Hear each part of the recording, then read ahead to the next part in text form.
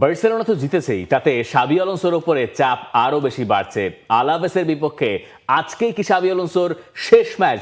Real মাদ্রিদের dug আউটে ম্যাচের আগের দিন প্রেস কনফারেন্সে বেকায়দা প্রশ্ন ফেস করতে হয়েছে শাবি আলোনসোকে। তাকে একটা পর্যায়ে জিজ্ঞাসা পর্যন্ত করা হয়েছে যে আরবেলোয়া কি রিয়াল মাদ্রিদের কোচের দায়িত্ব নিতে যাচ্ছে? ব্রুটাল।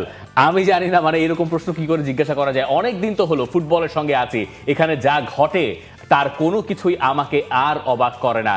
এই পরিস্থিতি ঘুরিয়ে দেওয়াটাই আমাদের জায়গা থেকে আমাদের দায়িত্ব। হয়তো আরবেলোয়া ভবিষ্যতের রিয়াল মাদ্রিদের কোচ হতে পারবে। ও দারুণ করছে। যেসব ফুটবলার ওখান থেকে এখানে এসছে তাদের নিয়েই কথা হয়েছে। রিয়ালের কোচ হবে কিনা তা নিয়ে কোনো কথা হয় নাই। কাস্তিয়ার কোচ আরবেলোয়া, তার কাছ থেকে প্লেয়ার ধার করে শাবি আলোনসোকে আজকে 11 নামাতে হবে। তার ডিফেন্ডারের সংকট আছে। যেহেতু দুজনের কথা হয়েছে, সাংবাদিক প্রশ্ন করেছে যে ভাই আরবেলোয়া কি এই দলের দায়িত্ব নেবে কিনা। How embarrassing is this! মানে এটা দেখেন, এটা আসলে বিব্রতকর একটা পরিস্থিতির মধ্যেই শাবি আলোনসো ওই জায়গাটায় পড়েছেন, যখন হচ্ছে ভাই কথা হলে কি হবে যে আমি আমার চাকরিটা চলে যাচ্ছে, তুমি আমার জায়গায় কোচ হচ্ছ নাকি, এরকম খবরও তো শুনতে পাচ্ছি। ওইটা হচ্ছে গিয়ে শাবি আলোনসো ক্লিয়ারলি বলে দিয়েছেন। ওই ব্যাপারে কোনো তিনি হচ্ছে কথাবার্তা বা ইঙ্গিত ওইদিকে দেন নাই। দেখেন, তাকে হচ্ছে আরবেলোয়ার সাথে কথা না বলে তার কোনো উপায় নাই। এক হিসাবে সাতজন তো আপনার হচ্ছে গিয়ে মিসিং আছেই। ইনফ্যাক্ট হচ্ছে গিয়ে আপনার টোটাল 11 জনের মতো রিয়াল মাদ্রিদ তাদের মূল 11-এর প্লেয়ারদেরকে পাবে না আজকে, যখন তারা আলাভেজের এগেইনস্টে নামতে যাচ্ছে। তেমন একটা সম্ভাবনাও রয়েছে। সে কারণে কিন্তু কাস্তিয়া থেকে তাদের কল করতে হয়েছে দুই ডিফেন্ডারকে। সেখানে হচ্ছে আপনার ভালদেপেনাস, তাকে কল করা হয়েছে, এবং হচ্ছে ওয়ান মার্টিনেস, তাকে হচ্ছে ডাকা হয়েছে। কারণ আপনার দুই লেফট ব্যাক আপনার নাই।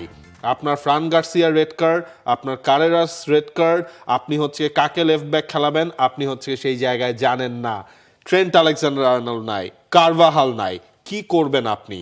হুইসেনকে মনে হচ্ছিল তার ইনজুরি আর একটু প্রলং করবে, সেখান থেকে হচ্ছে তাকে জোর করে নামিয়ে দিল, হলো কিনা মানে ট্রেনিংয়েও তাকে দেখা গেছে। এখন এটা হচ্ছে কোয়েশ্চেন, কিলিয়ান এমবাপ্পেকে আপনি এই ম্যাচে 50-50 একটা পজিশনে রয়েছেন। মানে সবচেয়ে টাফ টাইম রিয়াল মাদ্রিদের এবং শাবি আলোনসো, সেটা বলতে হয় যখন আপনি 8 ম্যাচের মধ্যে মাত্র 2টা ম্যাচ জিতবেন এবং ঘরের মাঠে আপনি 2 ম্যাচ হারবেন। কিলিয়ান এমবাপ্পেকে না পাওয়াটা তাকে ম্যান সিটির ম্যাচটাতে মোটেই সুবিধা দেয় নাই। এবং এইরকম একটা ম্যাচে এমবাপ্পে থাকলে হয়তো কে জানে, হয়তো হারটা নিদেন পক্ষে রিয়াল মাদ্রিদ এড়ালেও এড়াতে পারতো। ওটা তার পক্ষে একটা যুক্তি হিসেবে হয়তো কাজ করেছে যে শাবি আলোনসো ওই জায়গায় এমবাপ্পের মতো ফুটবলারকে পান নাই। টিমের টপ স্কোরার, সবচেয়ে বড় ট্যালিসম্যান এই মুহূর্তে। এরপরে হয়তো ওই ম্যাচে বরখাস্ত করার সিদ্ধান্ত থেকে রিয়াল মাদ্রিদ বোর্ড বা মিস্টার ফ্লোরেন্তিনো পেরেজ সরে এসেছেন। কিন্তু এই আলোচনা এখনো আছে। এবং আজকের গরম খবর হচ্ছে এই দেপোর্তিভো আলাভেসকে যদি রিয়াল মাদ্রিদ হারাতে না পারে কোনো কারণে, তাহলে শাবি আলোনসো আর এই রিয়াল মাদ্রিদের কোচ হিসেবে থাকবেন না। এখন বলতে পারেন যে এটা তো দেপোর্তিভো আলাভেসই, তাদেরকে রিয়াল মাদ্রিদ হারাতে পারবে না। রিয়াল মাদ্রিদের যে গত কয়েক ম্যাচের পারফরমেন্স, সেগুলো তো আসলে সেই কথাই বলছে যে রিয়াল মাদ্রিদের একটা ম্যাচ জিততে জান বেরিয়ে যাচ্ছে। এটা আমরা দেখছি মোটে শেষ 5 ম্যাচের ফিরিস্তি, শেষ 8 ম্যাচে জয় আছে মোটে 2টা। এর চেয়েও বড় ওয়ারিং সাইন হচ্ছে রিয়াল মাদ্রিদের জন্য তাদের প্লেইং স্টাইলটা। তারা যা করতে চায় তারা সেটা সেই অর্থে করতে পারছে না। আপনি যখন ভিনিসিয়াস আর কিলিয়ান এমবাপ্পেকে একসঙ্গে নামাচ্ছেন, শাবি আলোনসো চাইছেন তারা প্রেস ইনিশিয়েট করুন। তারা আগে থেকে বেশি প্রেস করছেন, যেটা আগে কার্লো আনচেলত্তির আমলে তারা করতেন না। কিন্তু তারা তো অত প্রিসাইজ নন। আবার শাবি আলোনসো নিজের সিস্টেম থেকে সরে আসবেন না, কারণ তিনি সিস্টেমে বিশ্বাস করেন। আজকের এই ম্যাচে এমবাপ্পে, রদ্রিগো, ভিনিসিয়াস এই 3 জনকে স্টার্ট করানোর একটা প্রবল গুঞ্জন আছে। আমি জানি না এমবাপ্পের অবস্থা কি। শাবি আলোনসো ম্যাচের আগের দিন বলছে তিনি ম্যাচের দিন দেখবেন। আর যখন তাকে জিজ্ঞাসা করা হচ্ছে যে আপনি এই রিয়াল মাদ্রিদের কোচের পদে থাকতে পারছেন কিনা, রিয়াল মাদ্রিদের এই চাপটা আপনি কি করে দেখেন, তখন বলছে ফুটবলে যা ঘটে, যা হচ্ছে, যা আমি দেখেছি, আমি যতদিন ধরে ফুটবলের সঙ্গে আছি, এর কোনো কিছুই আমাকে আর অবাক করে না। তিনি কি একরকম মেনে নিচ্ছেন যে তিনি তার সময়টা রিয়াল মাদ্রিদে ফুরিয়ে আসছে? কারণ যতবার এই আলোচনা উঠছে তিনি কখনো এগুলোকে নাকচ করে দিচ্ছেন না। এর আগের সপ্তাহে তাকে জিজ্ঞাসা করা হলো কি ট্যাক্স নিয়ে একটা প্রশ্ন করা হয়েছিল, যে ট্যাক্স ফাঁকি দেয় এরকম করে একটা প্রশ্ন করা হয়েছিল, খুবই তির্যক প্রশ্ন। এই সপ্তাহে আরবেলোয়া রিয়াল মাদ্রিদের কোচ হবে নাকি এই প্রশ্ন করা হচ্ছে। মিডিয়া তার এগেইনস্টে, টিম তার অনেকটুকু এগেছে, যদিও প্লেয়াররা বলছেন যে আমরা শতভাগ কোচের তার সঙ্গে সাথে আছি আছি। বা এরকম কিছু, কিন্তু মাঠের খেলায় কি তার ছাপ পাওয়া যাচ্ছে? শাবি আলোনসো কি আসলেই বিদায় নিচ্ছেন ডিসেম্বর মাসে? দেখেন এই জায়গায় রিয়াল মাদ্রিদ যখন শুরুর দিকে আপনার টানা ম্যাচ জিতলো, 11টা ম্যাচের মধ্যে 10টা ম্যাচ জিতলো, 14 ম্যাচের ভিতরে একটা মোটে 14 মধ্যে হেরেছিল। একটা ছাড়া 14-13 ওই হিসাবটা, এর মধ্যে বার্সেলোনাকে তারা হারালো।